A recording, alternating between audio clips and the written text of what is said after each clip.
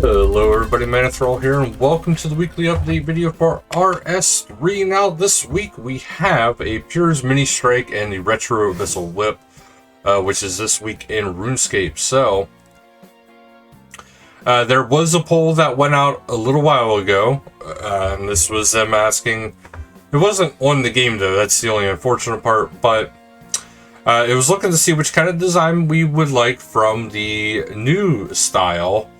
So we have the new style right here, and then right alongside is the retro version of it.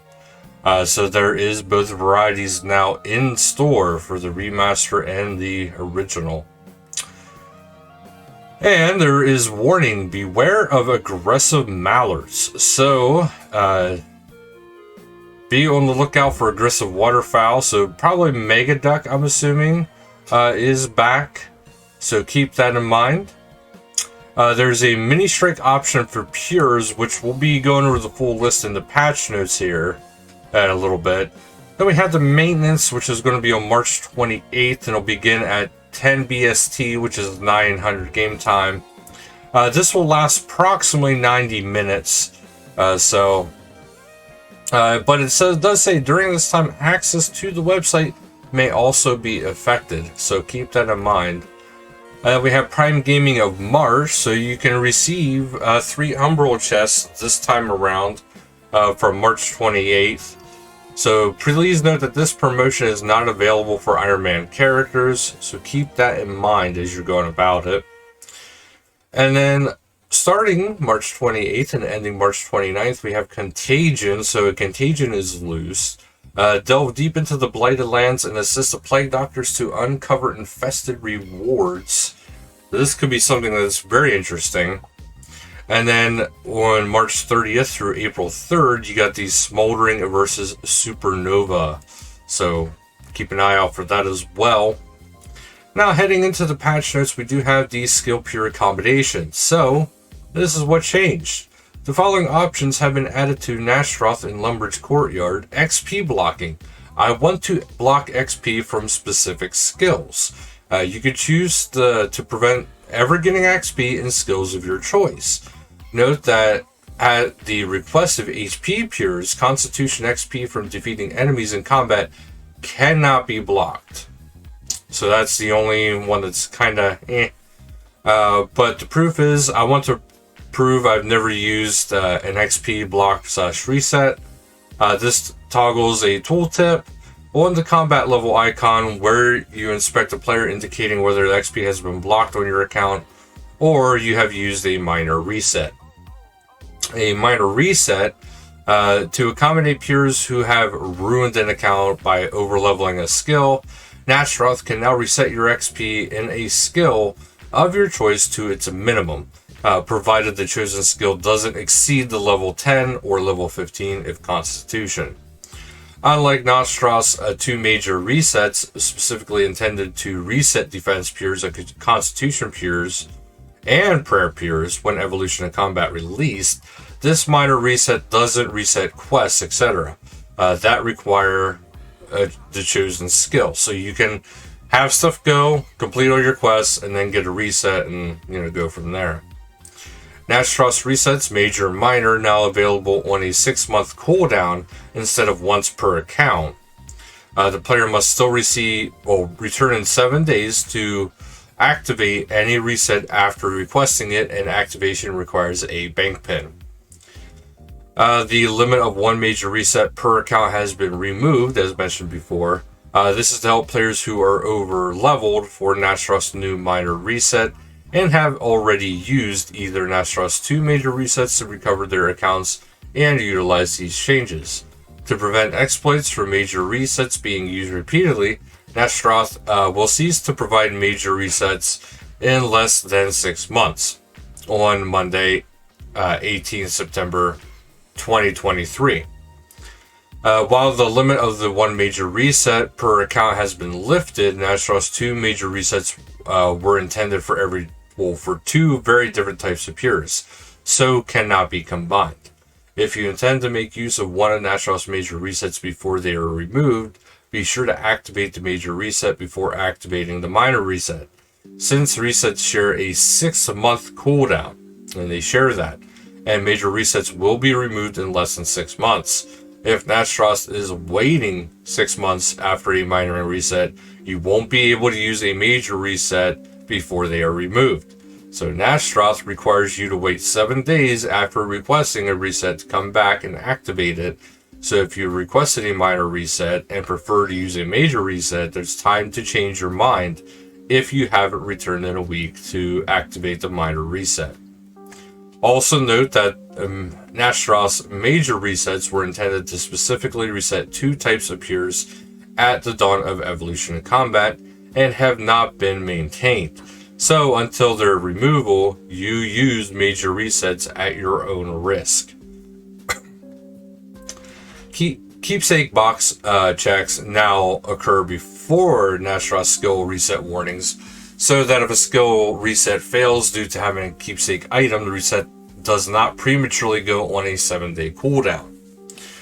Remove the 59 magic requirement from the family crest quest, since Chronozone's blast spell mechanic can be bypassed with a death touch dart. And graphical, fix an issue where the lights of the Crystal Light puzzle in Daemonheim were not displayed correctly. Fix an issue where environment visibility at the Soul Altar. Adjusted lighting across the Tizahar city. Overhauled the lighting and updated the terrain textures in the Underground Pass dungeon. Quest, fix a small typo in the Extinction quest.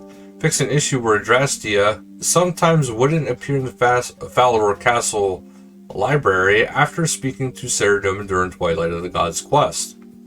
The tower door on the roof of the town hall is now locked in the Murder on the Border quest instance.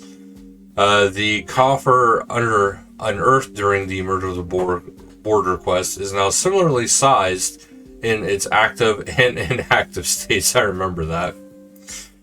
Fixed some typos in the Murder of the Border quest. Corrected a typo in Potion and to be Potion, and part of the Murder on the Border quest dialogue, and corrected Rude to Roof, and part of the Murder on the Border quest dialogue. The required items to construct buildings during the new Foundation and Murder on the Border quests are now listed in the quest overviews. Fix an issue where the building status of the chapel's Fort 4-3 claimed that the building is yet to be constructed, even if the chapel is fully completed and customizable. The inventory icons for the achievement capes have been adjusted to be more easily distinguished from one and another. Oh, I have a little flu for me right now. Fix an issue where combat XP lamps claimed from Nickel didn't provide XP. Fix the missing UI border from the Clue Scroll Hard treasure map of Fort 4 and 3. Fix an issue where players couldn't bless extra fine sand on certain tiles in the Ardone Monastery. The Twitch link in-game calendar now corrects page. The tooltips for the following elements have been adjusted. The Super Zabrak Brew, the Spiritual Prayer Potion, Summoning Potion, Recipe Shop Potions. So there's all that. And then we have the Oddment Store and Terms and Condition buttons are interactable once again when out of key screen is displayed. Fix an issue where different types of protein packs were deselected after clicking the More option. Corrected a typo in the Milky Teeth achievement. Updated the description when destroying a Mask of the White Worm to collect the reclaim price. Previously, the description claimed that the price was 50k, when the correct price was actually 35k. Adjusted the messages shown in duels to be more clear. Fix an issue with the Port 4 and 3 royal robes missing the neck in the female variant. And the Witch's Potion Override, Herblore Animation Override, can now be deactivated. And then we head into the community showcase, which we have Sia and Lumbee, which is a interesting Halloween-esque type design here, I want to say, from Frosty Worm RS. Very cool looking. And then we have another thing here. This is a CPL. Getting the feeling that they haven't seen the last of Zanuck when giving her the boot into the goop. And we have a rather nice tattoo here of the Ceridome Godsword, and this is from Natural Inevitable 50. Pretty awesome looking. And then we have Rune Tube. So we have, every time I planked, I gave away GP. So Wheel to Fortune number 2. This is by Shovelrick RS. And then we have RuneScape 3 JMod Jeopardy Game Show with Mod Spudge Shogun. And is it going to tell me the rest? Nope. But this is by Makaru RS, and pretty cool. And then we have Rio RS, and they are bossing on a budget, so mid-high level bossing with affordable gear. And as you can see, he is using some Bandosian gear yet, so keep that in mind. Then we have some cool Skeeper screenshots here from Haley Pandora, going and prepping for Vindicta. And then we have someone who is admiring the Tier 3 kitchen. I know I was admiring that too because it was very lovely. This is Cupcakes, admiring their kitchen. And then we have Nala, or Niala, showing off a little bit of the Zamorak theme right outside of her fort. Or their fort, I should say. Then we have the Pink Skirt event, which is going to be Town Square Q&A, hosted by Lynx and Saphira, Monday, March 27th at 1930 game time. World 3, Rock West Bank FC is Patrick K. And then we have Mega Duck Hunt, which is hosted by Steve 20058 and Mega Duck, Wednesday, March 29th at 1900 game time. World 39, location is Valdor Park, FC's Mega Duck. Then we have Barbarian Assault, hosted by RuneScape Discord Mentors, so that's a little different. This will be Friday, March 31st at 2200 game time, World 6. Location is Barbarian Outpost, and this is going to be the FC of A Help. So do check those things out, especially if you need to learn how or whatever you need from that, basically. But that'll be it for this video. I'd give a little salute like I normally do, but I'm kind of holding my little fluffy buddy.